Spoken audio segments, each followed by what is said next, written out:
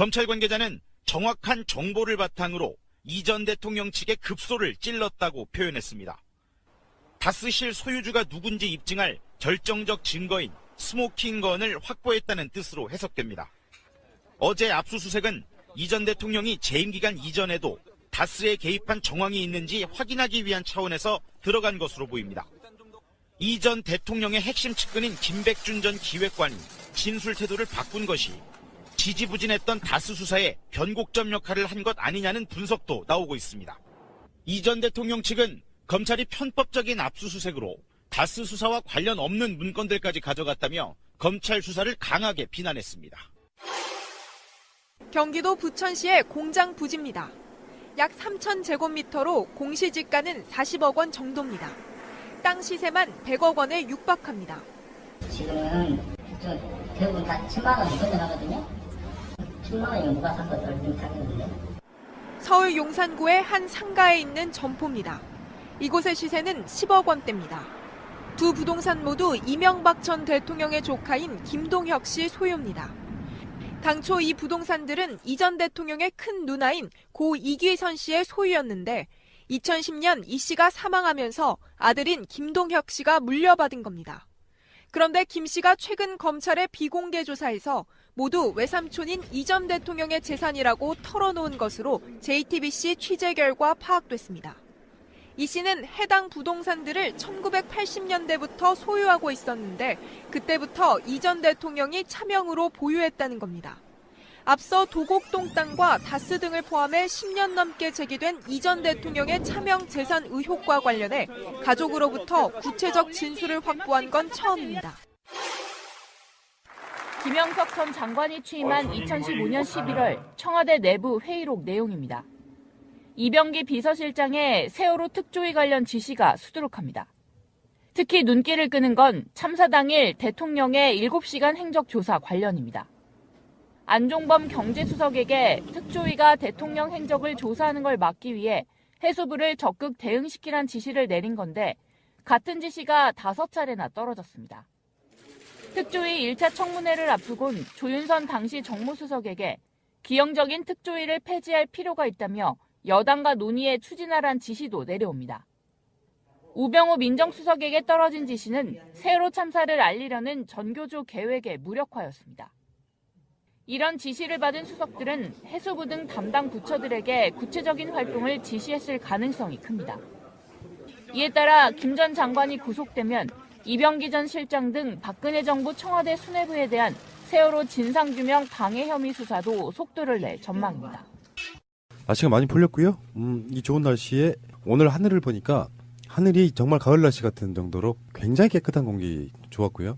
자, 오늘은 또 특별히 신선한 공기를 몰고 다니는 남자 이분도 나오십니다. 신비야 나오너라 짱돌을 들자. 신비님 나오셨습니다.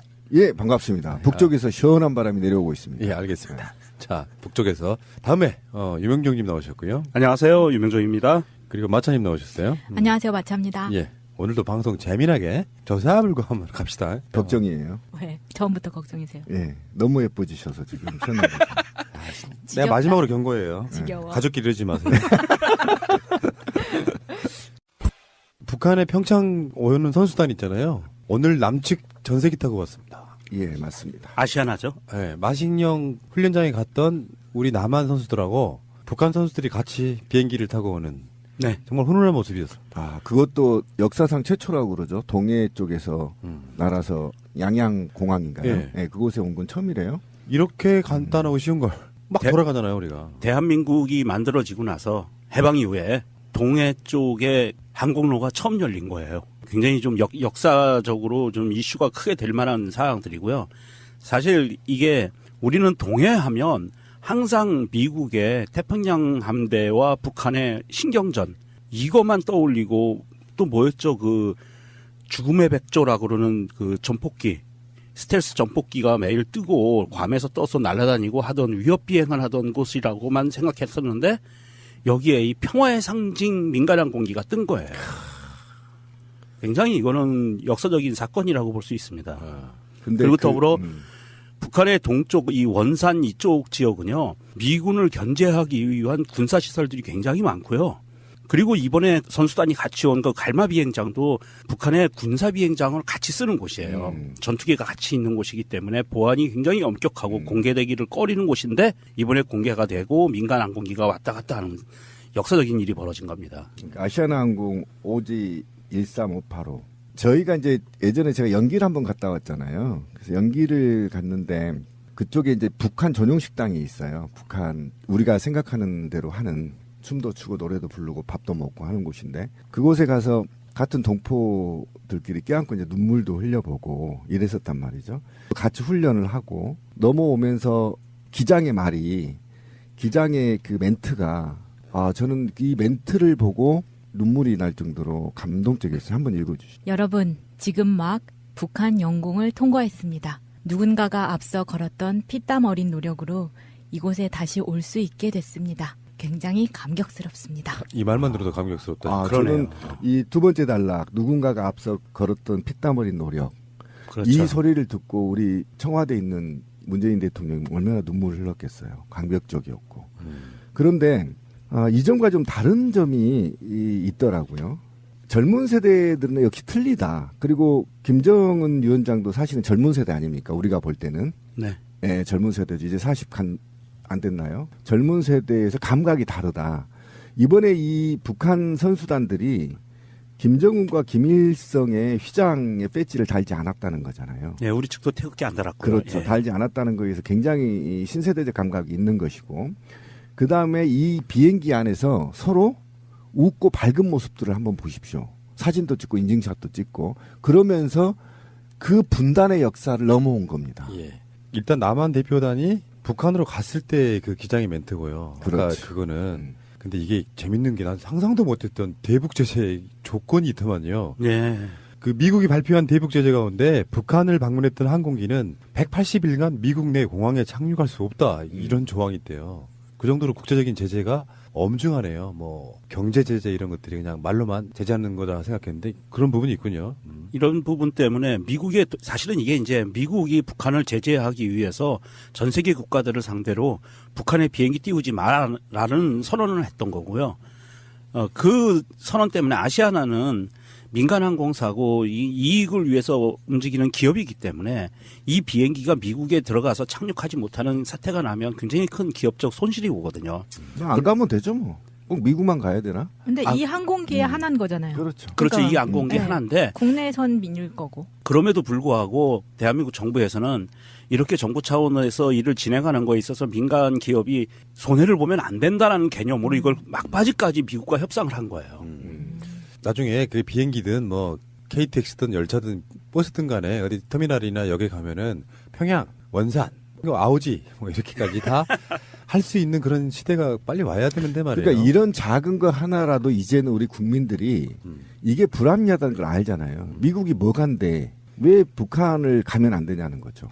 이런 거에 대해서 우리가 좀 고민을 해야 되고 이번 참에 어쨌든 우리 국민들이 미국에 대한 너무 승리라는 개념과 이런 것들을 좀 깨우치는 계기가 돼야 된다. 예. 미국이 과연 우리의 우방인가 진정한 우방인가라는 고민해야 되는 시기가 왔다 이제. 예, 알겠습니다. 잠시 후에 더 깊은 이야기 나누겠습니다. 자, 국정원이요. 현성월이라고 하는 인물이 내려왔을 때 신원이 있잖아요. 네. 소설 쓰기 좋아하는 종편이나 이런 데서 보면 몇 살이네 다 정보가 틀려. 그래서 정보위에 국정원이 보고한 내용을 보면은 현성월이 77년생이래요. 77년 평양 출생. 그럼 다 틀렸었네요. 72년생이다, 79년생이다. 이런 그러게요. 거 있었네요. 88년생 아닌 스타일이네요.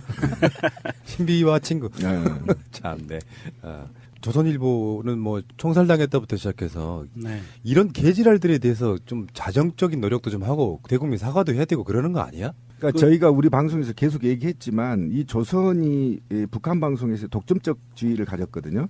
그게 이제 결과적으로 이 정보가 국정원으로부터 이제 나왔다는 게 이제 알려진 사실 아닙니까?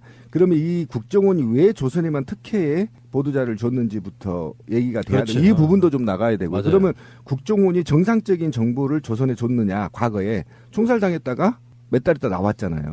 몇 년 있다가. 예, 이런 문제들에 대해서 굴절된 정보를 한국 언론사에 제공한 것도 사실은 저는 적폐라고 보고 이것도 좀 조사를 할 때가 있을 거다.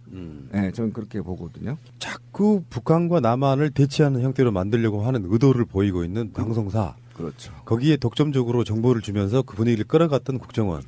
지금 그렇게 못하니까 얼마나 속이 타겠어 지금. 그러니까 그것이 결국은 남북한의 혐오를 조장하고. 맞아요. 그렇죠. 감정을 유발시키는 과정. 그리고 흥미거리로 이게 굉장히 엄중한데 굴절된 정보로 남한의 흥미거리를 만들고 가십거리를 만들어서 북한을 어떤 굉장히 나쁜 집단, 적대시하는 집단으로 규정하고 대상화한다는 것에 대해서 조중동은 반드시 반성해야 되고 이 자료를 잘못 제공한 국정원도 반드시 그 대가를 받아야 된다. 저는 그렇게 생각합니다. 우리가 지금 북한과 대치 상태일 때는 주로 뭘로 싸웠냐면 대북 확성기로 싸웠거든요. 누가 스피커의 위력이 센가? 그래서 북한은 대응을 못하니까 오히려 자기네 쪽으로 스피커를 돌려가지고 북한의 남한에서 나오는 방송을 음향을 섞어버린다는 거야. 더 시끄럽게 만든다는 거죠. 그런 방식이었는데 최근에 나온 거 보니까요. 대북 확성기 사업도 비리가 있었다는 거야. 정말 어처구니가 없습니다. 진짜. 굉장히 충격이었어요. 한번 돌이켜볼까요? 박근혜 시절에 대북 확성기 설치한다고 막 TV 나오고 이거 막 군인들이 올라가서 막 XY 9개 대비 8개 막 올리고 그랬었잖아요. 그것마저도 돈을 빼먹었다는 거 아닙니까? 그렇죠. 거기서 돈을 대북 확성기가 박근혜 시절에 처음 등장한 게 이동형 대북 확성기가 있었어요. 차량에 설치했던 그런 거에서도 이 돈을 빼먹고 이게 지금 혐의가 드러난 모 상사라는 사람이 그거를 착복을 했다고 하는데 대한민국 군대에서 상사 1개인이 그거를 착복하는 게 가능합니까? 상납했겠죠. 상납도 했을 거고 더 윗선에 어떤 그런 개입이 분명히 있지 않았을까 싶어요. 네, 174억 원짜리 사업인데 고가 계약 등 해가지고 특정 업체로 인해서 34억이 손실됐는데요. 재밌는 거는 이 사람이 나중에 또 납품 업체 있잖아요. 이곳에 주식을 또 사는 하다가 별짓들을 다 한다 진짜. 그러니까 결국은 북한과 남한의 긴장 관계를 조성해서 여기에서 특정 업체에 몰아주고 그 특정 업체를 통해서 또 로비가 이루어지고 결국은 북한을 어떻게 북한에 대한 대응에 중요한 게 아니라 결국은 이 사업 자체가 제가 볼 때는 이 확성기 업체 중심으로 이루어졌을 가능성이 굉장히 높다. 그래서 이것도 비리 중에 하나이기 때문에 반드시 밝히고 윗선까지 누가 지시를 했고 그때 어쨌든 방송을 통해서 대북 확성기의 사업의 필요성을 누가 주장했는지 국회의원들부터 이렇게 전반적으로 조사하면 이 티가 나온다 분명히. 그리고 이 부분은 사실은 이게 이제 간단히 하나의 가십 같은 일부 몰지각한 군인의 그 비리로 갈 수도 있겠지만 이명박 박근혜 정부 시절에 벌어졌던 이 방산 비리에 대한 하나의 그 조각에 불과해요. 그리고 이 조각에 불과한 것인데 사실은 이게 도화선이 될 수도 있는 위력을 갖고 있어요. 방산 비리가 아마 줄줄이 조금씩 나올 거라고 봅니다. 174억에 산 게 고정형 24대, 기동형 16대거든요. 그래서 토탈 40대를 구매를 하는데 이 중에서 기동형 16대가 성능이 부실한 거예요. 그래서 원래 처음에 살 때는 소리가 10km까지 퍼져나간다고 했는데 육군에서 자체 검사를 하니까 이게 5km밖에 전달이 안 되는 거예요. 그런데 앞에 산이 있고 바람이 불면 1, 2km밖에 소리가 전달이 안 된다는 거예요. 무용지물이라는 거죠. 완전 필요가 없는 거죠. 아니 이게 5km밖에 안 가면 이게 군사분계선을 중심으로 해서 그 남방한계선과 북방한계선 간의 거리가 4km거든요. 2km씩이니까 그러면 겨우 그거 넘어갈까 말까 한 거 날씨가 좋을 때. 아니죠. 남방한계선도 못 넘어가고 있는 거죠. 날씨가 안 좋을 땐 1km밖에 안 가는. 그러니까 날씨가 좋으면 겨우 그거 넘어갈까 말까. 그러니까 DMZ 동물들 자장가 정도? 그렇죠. 뭐 하자는 건지 지금 너무.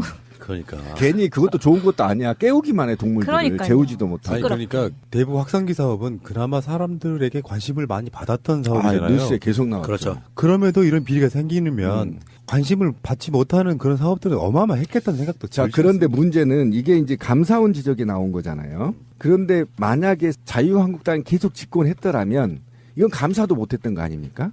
그렇잖아요. 감사도 못하고 계속 진행형이 되겠죠. 그렇죠. 지금도요. 계속 진행형이고 확대됐겠죠. 그런데 결국은 대북 확성기에 대한 효과는 없고 돈만 계속 국고만 날리고 헬스만 날리는 거 아닙니까? 이 세력의 공범들인 자들이 평양 올림픽이라고 또 그래서 지지를 끌어내리려고 그 지랄들을 한 게 아니에요. 그 세력이죠.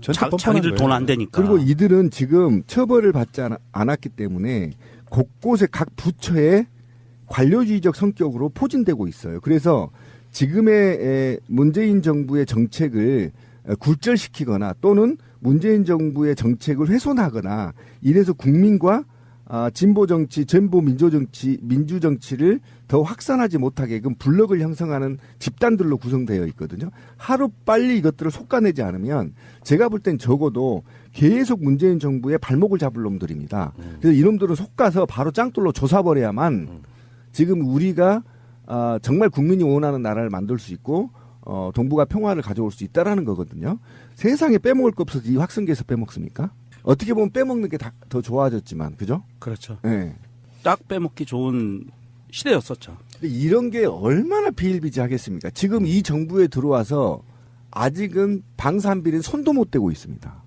다른 데가 푹푹 더 썩어서 일단 방산비리가 언제부터 수사가 될지 모르겠지만 정말 우리 기억나잖아요. 철모 빵꾸 빵빵 나고 몇십 년 된 물통 쓰고. 그렇죠. 네. 방산비리 막으려고 엄청난 몸부림을 칠 것 같네요. 그죠. 이게 이명박이 아마 포트라인 쓰고 정식 기소가 되고 난 다음에는 필연적으로 이런 일들이 계속 감사원의 적발이 되는 것을 보면 필연적으로 이거는 갈 수밖에 없다. 똥은 숨겨진 곳에 있어가지고 똥을 싸는 것보다 치우는 데서 훨씬 오랜 시간이 걸리는 거예요. 찾아내야 되니까. 검찰 관계자는 정확한 정보를 바탕으로 이 전 대통령 측의 급소를 찔렀다고 표현했습니다. 다스실 소유주가 누군지 입증할 결정적 증거인 스모킹건을 확보했다는 뜻으로 해석됩니다. 어제 압수수색은 이 전 대통령이 재임 기간 이전에도 다스에 개입한 정황이 있는지 확인하기 위한 차원에서 들어간 것으로 보입니다. 이 전 대통령의 핵심 측근인 김백준 전 기획관이 진술 태도를 바꾼 것이 지지부진했던 다스 수사에 변곡점 역할을 한 것 아니냐는 분석도 나오고 있습니다. 이 전 대통령 측은 검찰이 편법적인 압수수색으로 다스 수사와 관련 없는 문건들까지 가져갔다며 검찰 수사를 강하게 비난했습니다. 경기도 부천시의 공장 부지입니다. 약 3,000제곱미터로 공시지가는 40억 원 정도입니다. 땅 시세만 100억 원에 육박합니다. 지금은 대부분 다 1000만 원이 건너가거든요. 1000만 원이면 누가 샀거든, 얼른 샀거든요. 서울 용산구의 한 상가에 있는 점포입니다. 이곳의 시세는 10억 원대입니다. 두 부동산 모두 이명박 전 대통령의 조카인 김동혁 씨 소유입니다. 당초 이 부동산들은 이 전 대통령의 큰 누나인 고 이규선 씨의 소유였는데 2010년 이 씨가 사망하면서 아들인 김동혁 씨가 물려받은 겁니다. 그런데 김 씨가 최근 검찰의 비공개 조사에서 모두 외삼촌인 이 전 대통령의 재산이라고 털어놓은 것으로 JTBC 취재 결과 파악됐습니다. 이 씨는 해당 부동산들을 1980년대부터 소유하고 있었는데 그때부터 이 전 대통령이 차명으로 보유했다는 겁니다. 앞서 도곡동 땅과 다스 등을 포함해 10년 넘게 제기된 이 전 대통령의 차명 재산 의혹과 관련해 가족으로부터 구체적 진술을 확보한 건 처음입니다. 김영석 전 장관이 취임한 2015년 11월 청와대 내부 회의록 내용입니다. 이병기 비서실장의 세월호 특조위 관련 지시가 수두룩합니다. 특히 눈길을 끄는 건 참사 당일 대통령의 7시간 행적조사 관련입니다. 안종범 경제수석에게 특조위가 대통령 행적을 조사하는 걸 막기 위해 해수부를 적극 대응시키란 지시를 내린 건데 같은 지시가 5차례나 떨어졌습니다. 특조위 1차 청문회를 앞두곤 조윤선 당시 정무수석에게 기형적인 특조위를 폐지할 필요가 있다며 여당과 논의에 추진하란 지시도 내려옵니다. 우병우 민정수석에게 떨어진 지시는 세월호 참사를 알리려는 전교조 계획의 무력화였습니다. 이런 지시를 받은 수석들은 해수부 등 담당 부처들에게 구체적인 활동을 지시했을 가능성이 큽니다. 이에 따라 김 전 장관이 구속되면 이병기 전 실장 등 박근혜 정부 청와대 수뇌부에 대한 세월호 진상규명 방해 혐의 수사도 속도를 낼 전망입니다. 날씨가 많이 풀렸고요. 이 좋은 날씨에 오늘 하늘을 보니까 하늘이 정말 가을 날씨 같은 정도로 굉장히 깨끗한 공기 좋았고요. 자, 오늘은 또 특별히 신선한 공기를 몰고 다니는 남자 이분도 나오십니다. 신비야 나오너라 짱돌을 들자. 신비님 나오셨습니다. 예, 반갑습니다. 북쪽에서 시원한 바람이 내려오고 있습니다. 예, 알겠습니다. 자, 북쪽에서 다음에 유명정님 나오셨고요. 안녕하세요. 유명조입니다. 그리고 마차님 나오셨어요. 안녕하세요, 마차입니다. 예. 오늘도 방송 재미나게 저사불고 한번 갑시다. 걱정이에요. 왜? 처음부터 걱정이세요? 예, 너무 예뻐지셔서 지금 시원하게. 내가 마지막으로 경고해요. 지겨워. 가족끼리 이러지 마세요.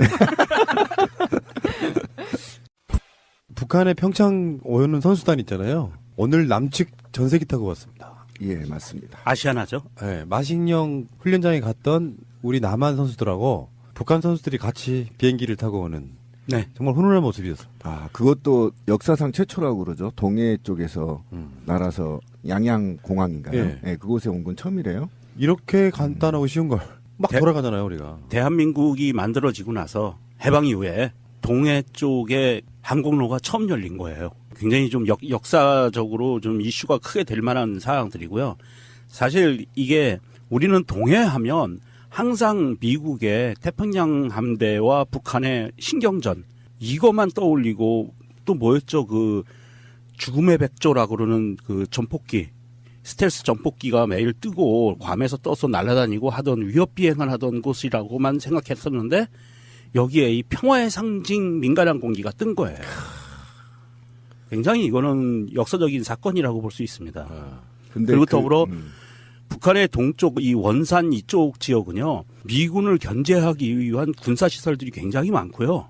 그리고 이번에 선수단이 같이 온 그 갈마 비행장도 북한의 군사 비행장을 같이 쓰는 곳이에요. 전투기가 같이 있는 곳이기 때문에 보안이 굉장히 엄격하고 공개되기를 꺼리는 곳인데 이번에 공개가 되고 민간 항공기가 왔다 갔다 하는 역사적인 일이 벌어진 겁니다. 아시아나항공 오지 13585. 저희가 이제 예전에 제가 연기를 한번 갔다 왔잖아요. 그래서 연기를 갔는데 그쪽에 이제 북한 전용 식당이 있어요. 북한 우리가 생각하는 대로 하는 춤도 추고 노래도 부르고 밥도 먹고 하는 곳인데 그곳에 가서 같은 동포들끼리 껴안고 이제 눈물도 흘려보고 이랬었단 말이죠. 같이 훈련을 하고 넘어오면서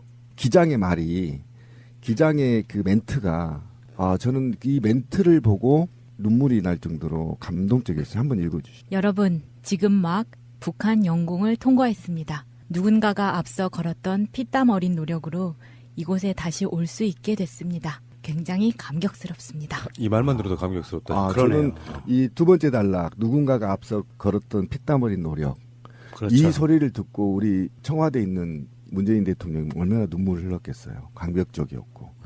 그런데 이 점과 좀 다른 점이 있더라고요. 젊은 세대들은 역시 틀리다. 그리고 김정은 위원장도 사실은 젊은 세대 아닙니까? 우리가 볼 때는. 네. 네, 젊은 세대죠. 이제 40 안 됐나요? 젊은 세대에서 감각이 다르다. 이번에 이 북한 선수단들이 김정은과 김일성의 휘장의 배지를 달지 않았다는 거잖아요. 네, 우리 측도 태극기 안 달았고요. 그렇죠. 예. 달지 않았다는 거에서 굉장히 이 신세대적 감각이 있는 것이고 그 다음에 이 비행기 안에서 서로 웃고 밝은 모습들을 한번 보십시오. 사진도 찍고 인증샷도 찍고 그러면서 그 분단의 역사를 넘어온 겁니다. 예. 일단 남한 대표단이 북한으로 갔을 때 그 기장의 멘트고요. 아까 그렇죠. 그거는 근데 이게 재밌는 게 난 상상도 못했던 대북 제재 조건이 있더만요. 예. 그 미국이 발표한 대북 제재 가운데 북한을 방문했던 항공기는 180일간 미국 내 공항에 착륙할 수 없다 이런 조항이 있대요. 그 정도로 국제적인 제재가 엄중하네요. 뭐 경제 제재 이런 것들이 그냥 말로만 제재하는 거다 생각했는데 그런 부분이 있군요. 이런 부분 때문에 미국의 사실은 이게 이제 미국이 북한을 제재하기 위해서 전 세계 국가들을 상대로 북한의 비행기 띄우지 마라는 선언을 했던 거고요. 그 선언 때문에 아시아나는 민간 항공사고 이익을 위해서 움직이는 기업이기 때문에 이 비행기가 미국에 들어가서 착륙하지 못하는 사태가 나면 굉장히 큰 기업적 손실이 오거든요. 안 가면 되죠 뭐. 꼭 미국만 가야 되나? 근데 이 항공기의 하나인 거잖아요. 그렇죠. 그렇죠. 그러니까, 이 항공기 하나인데 국내선 민유일 거고. 그럼에도 불구하고 대한민국 정부에서는 이렇게 정부 차원에서 일을 진행하는 거에 있어서 민간 기업이 손해를 보면 안 된다는 개념으로 이걸 막바지까지 미국과 협상을 한 거예요. 나중에 그 비행기든 뭐 KTX든 열차든 버스든 간에 어디 터미널이나 역에 가면은 평양, 원산, 아오지 뭐 이렇게까지 다 할 수 있는 그런 시대가 빨리 와야 되는데 말이에요. 그러니까 이런 작은 거 하나라도 이제는 우리 국민들이 이게 불합리하다는 걸 알잖아요. 미국이 뭐간데 왜 북한을 가면 안 되냐는 거죠. 이런 거에 대해서 우리가 좀 고민을 해야 되고 이번 참에 어쨌든 우리 국민들이 미국에 대한 너무 이라는 개념과 이런 것들을 좀 깨우치는 계기가 돼야 된다. 예. 미국이 과연 우리의 우방인가, 진정한 우방인가라는 고민해야 되는 시기가 왔다 이제. 예, 알겠습니다. 잠시 후에 더 깊은 이야기 나누겠습니다. 자, 국정원이요. 현송월이라고 하는 인물이 내려왔을 때 신원이 있잖아요. 네. 근데 고가 계약 등 해가지고 특정 업체로 인해서 34억이 손실됐는데요. 재밌는 거는 이 사람이 나중에 또 납품 업체 있잖아요. 이곳에 주식을 또 사는 하다가 별짓들을 다 한다 진짜. 그러니까 결국은 북한과 남한의 긴장 관계를 조성해서 여기에서 특정 업체에 몰아주고 그 특정 업체를 통해서 또 로비가 이루어지고 결국은 북한을 어떻게 북한에 대한 대응에 중요한 게 아니라 결국은 이 사업 자체가 제가 볼 때는 이 확성기 업체 중심으로 이루어졌을 가능성이 굉장히 높다. 그래서 이것도 비리 중에 하나이기 때문에 반드시 밝히고 이성까지 누가 지시를 했고 그때 어쨌든 방송을 통해서 대북 확성기의 사업의 필요성을 누가 주장했는지 국회의원들부터 이렇게 전반적으로 조사하면 이 티가 나온다 분명히. 그리고 이 부분은 사실은 이게 이제 간단히 하나의 가십 같은 일부 몰지각한 군인의 그 비리로 갈 수도 있겠지만 이명박 박근혜 정부 시절에 벌어졌던 이 방산 비리에 대한 하나의 그 조각에 불과해요. 그리고 이 조각에 불과한 것인데 사실은 이게 도화선이 될 수도 있는 위력을 갖고 있어요. 방산 비리가 아마 줄줄이 조금씩 나올 거라고 봅니다. 174억에 산 게 고정형 24대, 기동형 16대거든요. 그래서 토탈 40대를 구매를 하는데 이 중에서 기동형 16대가 성능이 부실한 거예요. 그래서 원래 처음에 살 때는 소리가 10km까지 퍼져나간다고 했는데 육군에서 자체 검사를 하니까 이게 5km밖에 전달이 안 되는 거예요. 그런데 앞에 산이 있고 바람이 불면 1, 2km밖에 소리가 전달이 안 된다는 거예요. 무용지물이라는 거죠. 완전 필요가 없는 거죠. 아니 이게 5km밖에 안 가면 이게 군사분계선을 중심으로 해서 그 남방한계선과 북방한계선 간의 거리가 4km거든요. 2km씩이니까 그러면 겨우 그거 넘어갈까 말까 한 거 날씨가 좋을 때. 아니죠. 남방 한계선도 못 넘어가고 있는 거죠. 날씨가 안 좋을 땐 1km밖에 안 가는. 그러니까 날씨가 좋으면 겨우 그거 넘어갈까 말까. 그러니까 DMZ 동물들 자장가 정도? 그렇죠. 뭐 하자는 건지 지금 너무. 그러니까 괜히 그것도 좋은 것도 아니야. 깨우기만 해 동물들을. 그러니까요. 재우지도 못하고. 아니, 그러니까 대북 확산기 사업은 그나마 사람들에게 관심을 많이 받았던 사업이잖아요. 뉴스에 계속 나왔죠. 그렇죠. 그럼에도 이런 비리가 생기면 관심을 받지 못하는 그런 사업들은 어마어마했겠다는 생각도 자, 그런데 문제는 이게 이제 감사원 지적이 나온 거잖아요. 그런데 만약에 자유한국당이 계속 집권했더라면 이건 감사도 못했던 거 아닙니까? 그렇잖아요. 감사도 못하고 계속 진행형이 되겠죠. 그렇죠. 지금도요. 계속 네. 진행형이고 확대됐겠죠. 그런데 결국은 대북 확성기에 대한 효과는 없고 돈만 계속 국고만 날리고 헬스만 날리는 거 아닙니까? 이 세력의 공범들인 자들이 평양 올림픽이라고 또 그래서 지지를 끌어내리려고 그 지랄들을 한 게 아니에요. 그 세력이죠. 전체 뻔뻔히 소설 쓰기 좋아하는 종편이나 이런 데서 보면 뭐 몇 살이네 다 정보가 틀려. 그래서 정보위의 국정원이 보고한 내용을 보면은 현송월이 77년생이래요. 77년 평양 출생. 그럼 다 틀렸었네요. 72년생이다, 79년생이다. 이런 그러게요. 88년생 아니어서 다행이네요. 신비와 친구. 네. 참네. 조선일보는 뭐 총살당했다부터 시작해서 네. 이런 개지랄들에 대해서 좀 자정적인 노력도 좀 하고 대국민 사과도 해야 되고 그러는 거 아니야? 그러니까 저희가 우리 방송에서 계속 얘기했지만 이 조선이 북한 방송에서 독점적 지위를 가졌거든요. 그게 이제 결과적으로 이 정보가 국정원으로부터 이제 나왔다는 게 이제 알려진 사실 아닙니까? 그러면 이 국정원이 왜 조선에만 특혜의 보도자를 줬는지부터 얘기가 돼야 그렇죠. 되고 이 부분도 좀 나가야 되고 맞아요. 그러면 국정원이 정상적인 정보를 조선에 줬느냐 과거에 총살당했다가 몇 달 있다 나왔잖아요. 몇 년 그러니까 있다가. 이런 문제들에 대해서 굴절된 정보를 한국 언론사에 제공한 것도 사실은 저는 적폐라고 보고 이것도 좀 조사를 할 때가 있을 거다.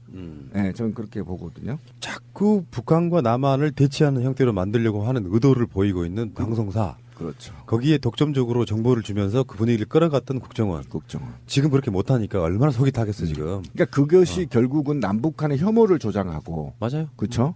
감정을 유발시키는 과정. 그리고 흥미거리로 이게 굉장히 엄중한데 굴절된 정보로 남한의 흥미거리를 만들고 가십거리를 만들어서 북한을 어떤 굉장히 나쁜 집단, 적대시하는 집단으로 규정하고 대상화한다는 거에 대해서 조중동은 반드시 반성해야 되고 이 자료를 잘못 제공한 국정원도 반드시 그 대가를 받아야 된다. 저는 그렇게 생각합니다. 우리가 지금 북한과 대치 상태일 때는 주로 뭘로 싸웠냐면 대북 확성기로 싸웠거든요. 누가 스피커의 위력이 센가? 그래서 북한은 대응을 못하니까 오히려 자기네 쪽으로 스피커를 돌려가지고 북한의 남한에서 나오는 방송을 음향을 섞어버린다는 거야. 더 시끄럽게 만든다는 거죠. 그런 방식이었는데 최근에 나온 거 보니까요. 대북 확성기 사업도 비리가 있었다는 거야. 정말 저는 어처구니가 없습니다, 진짜. 굉장히 충격이었어요. 한번 돌이켜 볼까요? 박근혜 시절에 대북 확성기 설치한다고 막 TV 나오고 이거 막 군인들이 올라가서 막 XY 9개 대비 8개 막 올리고 그랬었잖아요. 그것마저도 돈을 빼먹었다는 거 아닙니까? 그렇죠. 거기서 돈을 대북 확성기가 박근혜 시절에 처음 등장한 게 이동형 대북 확성기가 있었어요. 차량에 설치했던 그런 거에서도 이 돈을 빼먹고 이게 지금 혐의가 드러난 모 상사라는 사람이 그거를 착복을 했다고 하는데 대한민국 군대에서 상사 1개인이 그거를 착복하는 게 가능합니까? 상납했겠죠. 상납도 했을 거고 더 윗선에 어떤 그런 개입이 분명히 있지 않았을까 싶어요. 174억 원짜리 사업이